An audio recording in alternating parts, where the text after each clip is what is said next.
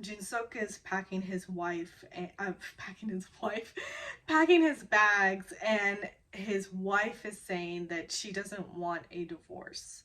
So he tells her that like he only stayed married to watch over the son, and she's asking why. You know he's not your son. And he says that like she's a resentful and very cold mother, and he raised that boy um and cares for him like the kid is his son in all intents and purposes, sort of thing. And he acknowledges that she does love him.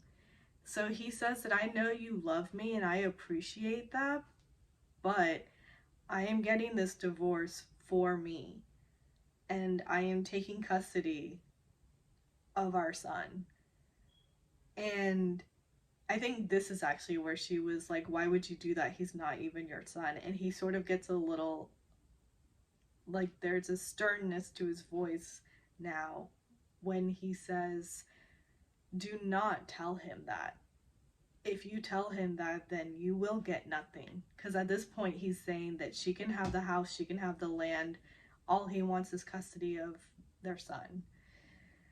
And she is saying that you lived a married life up until this point for him, so continue to live a married life, sort of thing. But no, he wants out of the marriage. So it then jumps to totally different vibes, and the older sister is sort of filling in her parents on the tea, so to say.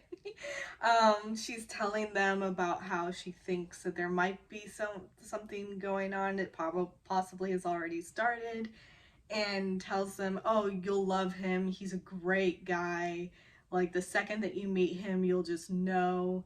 And so the parents are getting really excited, really happy about it. The mom's like, "Oh, maybe I should stop by the clinic and just, see." And she's just like, "No, don't do that. Do not go to the clinic, because if you go, it's going to scare Mijo away."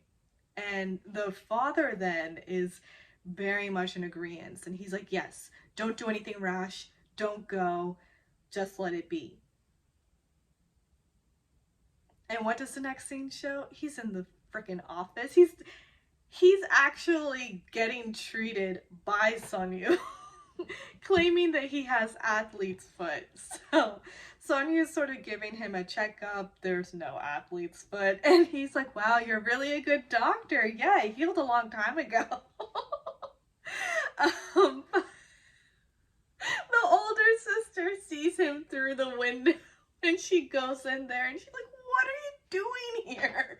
And while she's confronting her dad, Sonyu is realizing this is her dad, which means that this is Mijo's dad. And he jackknifes up from his seat, immediately like bowing and like introducing himself. And the dad's just like, "Yeah, that's too formal. You don't need to call me that." And like all of this kind of stuff. So yeah, dad approves, sister is embarrassed, and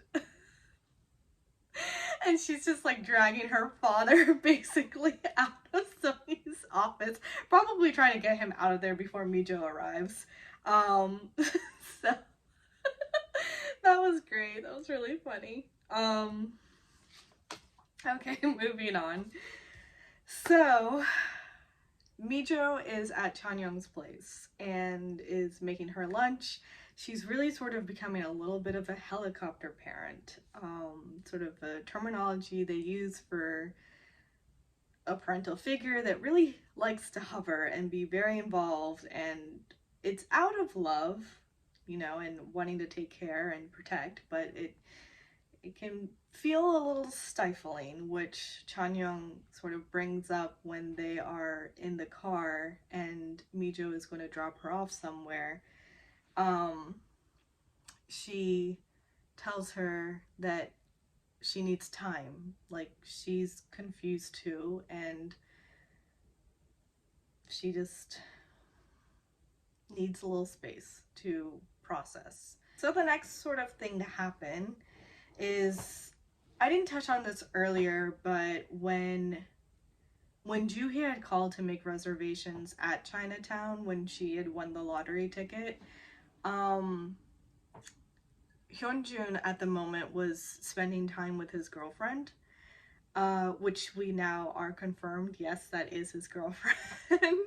um, I was thinking that it wouldn't be the case, but it was the case. And her birthday is coming up, and he's suggesting that she bring all her friends to the restaurant. He'll cook them something really delicious, and she's trying to sort of just blow it off and not make a big deal out of it, and just say, "Oh, it's nothing special. Just we're probably going to grab a beer, and that sort of be the end of it." And so, yeah. Well, now he shows up at her birthday party, and she sort of internally freaks out. And her friend is like, "I know you wanted him to be here." So her friends had invited him to the birthday celebration they were throwing for her. And they begin asking him about his job as a hotel chef. So the girlfriend has hidden from her friends that he has opened his own restaurant now. And so he is startled, a little bit at first, but sort of just goes along with it. And she feels more comfortable. She kind of cuddles in a little bit. Miju and Juhee are going to head to Chanyeong's after work. Mijo's actually still in the clinic when she calls Juhee, who's actually sort of arrived over there. And she walks in and sees that Jinsuk is there. So it's clear that he doesn't know yet, and she just sort of extracts herself from Chanyeong's office and calls Mijo and tells her not to come because Jinsuk is there and they're probably going to discuss. And so instead, Sonyu sort of hijacks Mijo from the office, and he brings her to his place, and she's sort of beginning to say, "If I'm not in the mood," and he's just like, "Come inside." Not at all what he's trying to do over here. It's actually really very sweet.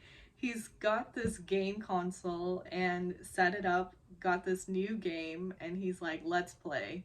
And they're going to actually bet on the games. And at first she's sort of resistant to it and doesn't really want to, or maybe doesn't feel that it's appropriate. And he's just like, just chill.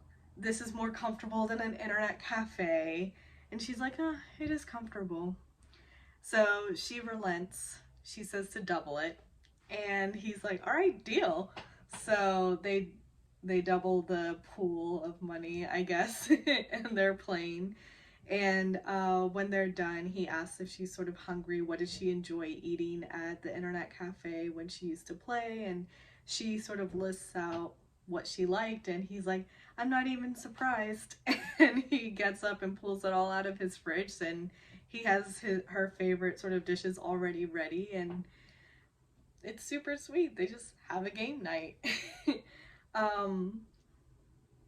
And I'm sure really much needed for her in everything that's going on.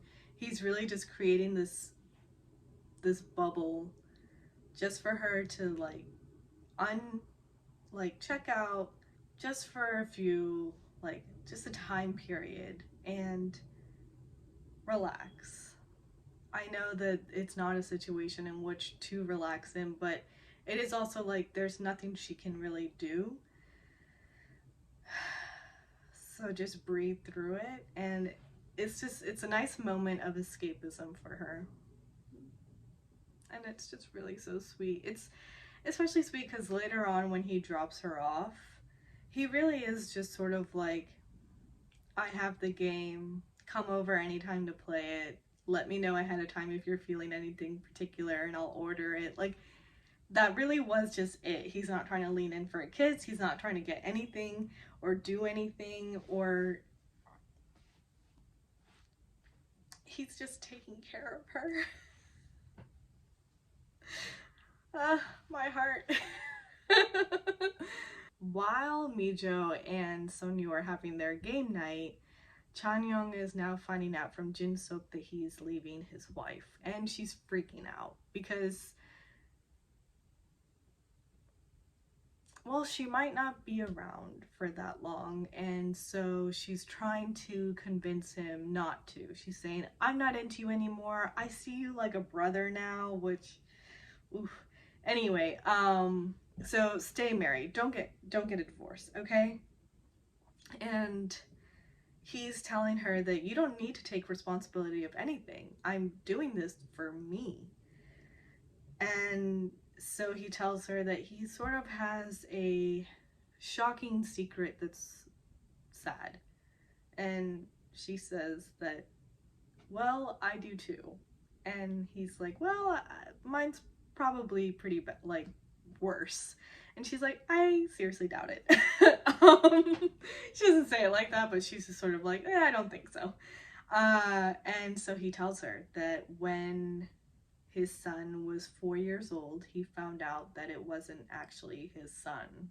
And he had stayed in the marriage because his son was so young and wanted to keep the mother in his life and take care of his son because it is his son. Like, he says that he took care of him, he fed him, like, that's my son. So this is where I really started to fall in love with it. Before that, it was, you couldn't really tell, was this guy just a jerk? Like, is he just playing with both, or, you know, having his cake and eating it too sort of situation? But then you were beginning to see how his attitude was towards his wife, and that was also really annoying in the beginning because, dude, you're married, like, you made this decision, you got married, so why are you treating her in this way? But then you got a hint dropped it like in the 3rd episode that maybe she did something, and now you're finding out that, oh, that's not his son, and she's not a great mother, so this is a terrible situation. He then asks her, what was your shocking secret? And I wondered if she wasn't going to tell him in this moment. I knew eventually she would have to tell him, but I half a second wondered if she wouldn't overhear. But she does. She takes a second, a couple of tears fall, and she begins to sort of slowly but steadily tell him that she has stage 4 pancreatic cancer, and there's a 0.8% chance of survival.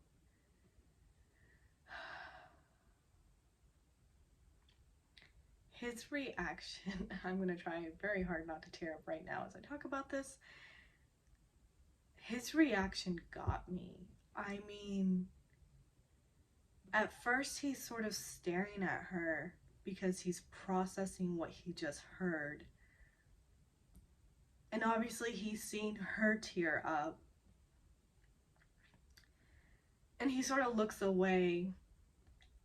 And then he just begins to break down. And it's not like loud crying, but it is hard crying. He just can't believe it. And he tries to like compose enough to talk and turn back to her and say, what? And then he's just saying, why? Like, why? And he's breaking down again, and he says, why you? And he says that so many times, and he's crying as he's saying that. And then she's crying and comforting him. His head is in her lap. Like, it's just...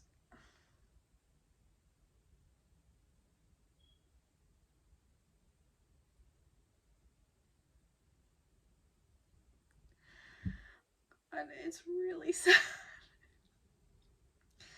Oh, sorry.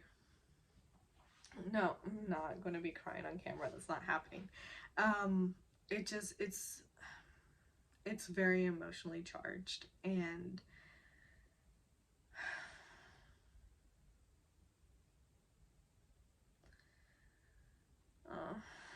anyway, moving on.